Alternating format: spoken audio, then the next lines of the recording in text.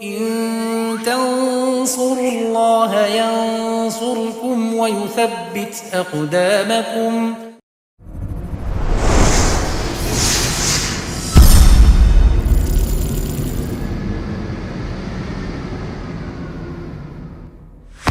Baik, pada tahun 8 Hijriah ini terjadi perang yang sangat hebat. Ini nampak awal dari kehebatan Khalid dalam pertempuran.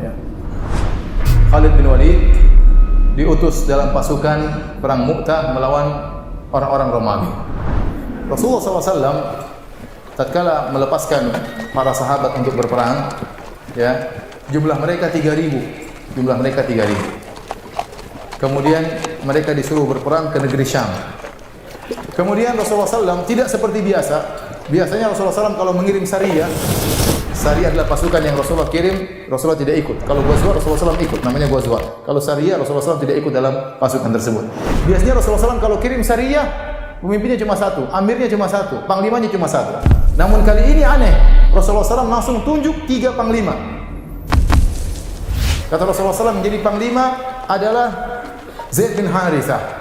Kalau Zaid bin Harithah meninggal dunia, maka panglima diganti oleh Ja'far bin Abi Thalib. Kalau ternyata Ja'far meninggal dunia, maka Abdullah bin Rawaha yang akan menjadi pemimpin. Taib, kalau Abdullah bin Rawaha meninggal, Nabi tidak ngomong. Nabi cuma tunjuk berapa orang? 3 orang. Semua orang tahu yang paling jago siapa? Khalid. Kenapa Nabi tidak bilang Khalid kamu jadi pemimpin sejak awal? Kenapa? Karena Khalid lebih muda dari mereka dan baru saja masuk Islam. Nabi juga memperhatikan perasaan kaum muslimin. Kalau Khalid atau Khalid kamu jadi saja, mungkin ada namanya manusia ya. Nabi ingin penunjukan itu secara aklamasi terjadi dengan sendirinya. Maka berangkatlah mereka dari kota Madinah 3.000 orang menuju Mu'tah. Mu'tah itu jaraknya dari Madinah 1.100 km. Jadi mau perang jalan dulu 1.100 km. Ada yang naik onta, ada yang jalan kaki, naik kuda 1.100 km. Kalau kita mungkin belum sampai sudah mati di luar di tengah jalan. 1.100 km ya, jauh. Yang ente lawan bukan orang Indonesia, yang pendek-pendek, orang Romawi, gede-gede, keren-keren, gagah-gagah. Ingat, negeri Syam dikuasai oleh Romawi. Romawi itu adalah negeri adidaya nomor 1. Romawi kemudian apa? Persia. Jadi mereka adalah negara yang sudah lama. Islam baru negara baru 8 tahun berdiri. Sementara Romawi, Persia mungkin sudah ratusan tahun, mungkin sudah ribuan tahun. Sudah lama mereka berdiri sebagai negara.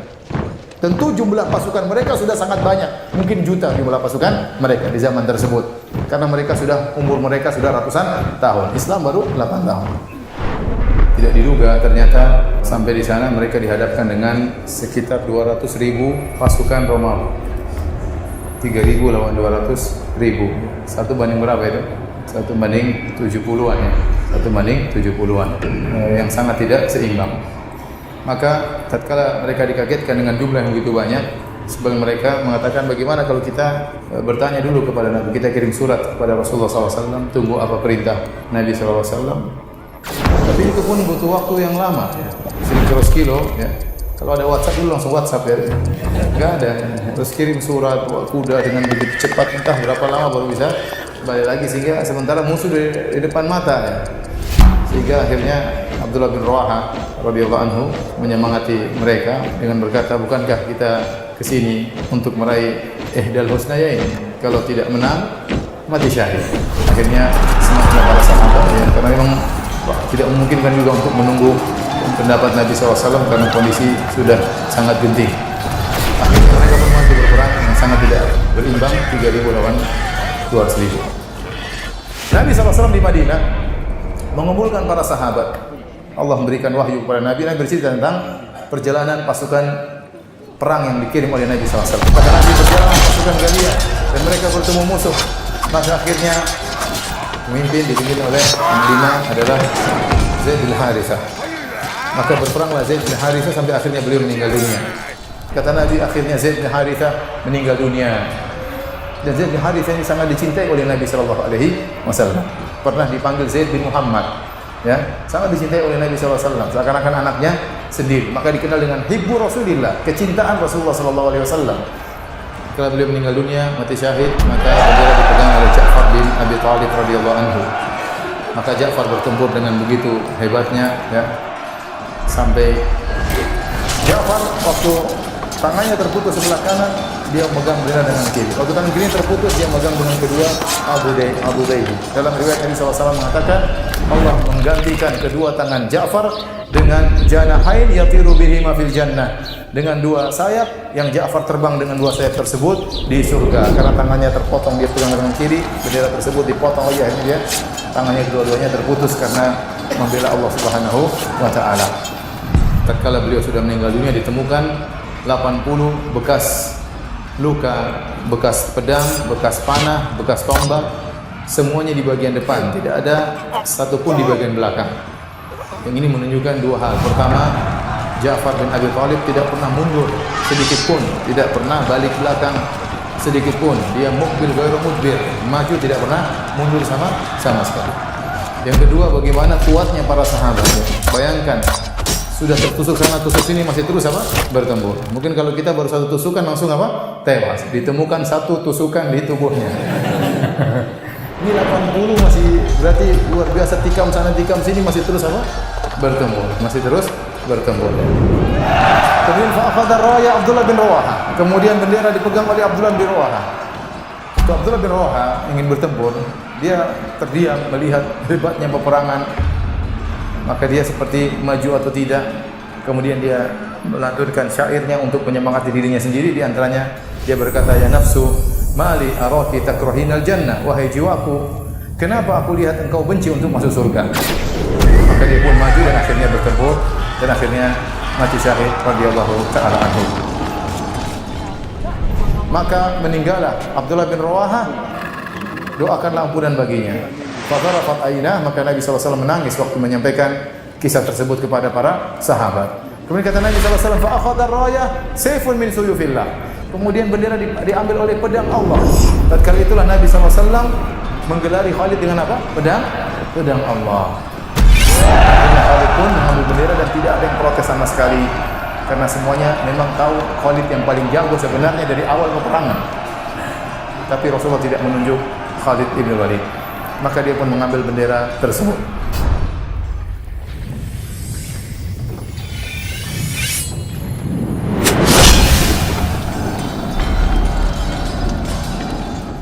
Maka Khalid bin Walid pun bertempur dengan begitu hebatnya. Sampai dalam riwayat disebutkan, ya, telah terpatahkan di tanganku 9 pedang. Jadi Khalid bertempur dengan pedang langsung begitu kuatnya pedangnya patah, entah mukul kepala orang, tengkorak orang, entah sudah berapa yang dia bunuh. Berhantaman dengan pedang orang sampai pedangnya patah. Dia ambil pedang kedua, bertempur lagi sampai pedangnya patah. Ambil pedang ketiga, bertempur lagi sampai pedangnya patah. Ya, sampai 9 pedang. Luar biasa badannya Khalid radhiyallahu anhu. Kita mungkin kalau bertempur tangan kita patah sebelum pedang kita patah. Akhirnya pedang setengah mati pegangnya, kalau tangan patah tangan kita. Ya, luar biasa bagaimana kuatnya Khalid ibn Walid radhiyallahu ta'ala anhu. Sampai terakhir dia hanya memegang semacam, ada yang mengatakan pedang, ada yang mengatakan besi tersisa di tangannya, dia gunakan untuk bertempur radhiyallahu ta'ala anhu. Tatkala Khalid memegang kendali pertempuran, tiba malam hari, dan kalau malam hari kode etik peperangan berhenti. Peperangan berhenti. Akhirnya Khalid bin Walid malam itu berpikir, karena dia memegang kendali pertempuran, maka dia membuat taktik strategi yang luar biasa. Karena dia berpikir, ini saya katakan Khalid pemberani. Nanti kalau kita akan sebelum peperangan, dia maju di luar. Ya, dia maju di luar. Tapi dalam kali ini dia melihat kondisi pasukan. Ya, kalau maju terus mati konyol, 200.000 lawan 3.000. Maka Khalid berpikir bagaimana bisa mundur tapi mundur terhormat. Bagaimana caranya? Maka Khalid bin Walid pun berpikir, dia bagi pasukan menjadi beberapa pasukan, dibagi-bagi. Kemudian yang sebelah kanan Maimanah dipindahkan kepada Maisarah. Kemudian yang Maisarah yang kiri, pasukan kiri dipindahkan ke sebelah kanan. Kemudian As-Saqah bagian belakang dipindahkan ke Muqaddimah. Bagian pasukan depan pindahkan ke belakang. Seakan-akan anggota baru. Ya, ketemu Romawi lagi, orangnya lain lagi, ya, gitu, kira-kira gitu. Kemarin sudah enggak mati-mati, sekarang muncul lagi yang baru, ya. Ini taktik Khalid. Kemudian Khalid membagi pasukan beberapa tahapan. Jadi satu dulu bertempur, tiba-tiba datang pasukan lain, seakan-akan datang bantuan. Seakan-akan bantuan. Kemudian datang lagi berikutnya, seakan-akan datang bantuan. Kemudian ada kuda yang berputar-putar di belakang untuk menghambur-hamburkan debu sambil bertakbir, Allahu Akbar, Allahu Akbar. Enggak ada bantuan yang datang. Cuma muter-muter saja, ya, muter-muter. Akhirnya tatkala pagi hari, musuh kaget, dikagetkan dengan wajah-wajah yang baru. Ya Allah, yang kemarin aja nggak mati-mati, apalagi datang yang baru. Kemudian Allahu Akbar, Allahu Akbar. Kemudian debu bertebaran di sana sini. Wajah-wajah baru, musuh datang baru lagi. Mereka mengerikan. Akhirnya tatkala bertempur, Khalid mulai mundur. Mulai mundur satu, mundur dua, mundur tiga. Romawi juga nggak berani kejar. Ini kejar nanti tiba-tiba di sana banyak musuh. Jadi seandainya kalau mereka tahu kabur, mereka akan dikejar dan itu bahaya. Tatkala mereka mundur dan Romawi juga tidak berani mengejar karena mereka khawatir siapa tahu benar-benar ada pasukan yang banyak. Akhirnya mereka terdiam tidak mengejar dan akhirnya Khalid pun mundur dengan pasukannya balik ke kota Madinah dan dia telah menyelamatkan kaum muslimin. Dari sisi ini kaum muslimin menang karena jumlah yang tewas dari Romawi jauh lebih banyak daripada kaum muslimin. Jumlah yang tewas dari mereka jauh lebih banyak. Maka Allah Subhanahu wa taala memenangkan pasukan tersebut melalui Khalid ibn Walid radhiyallahu taala anhu.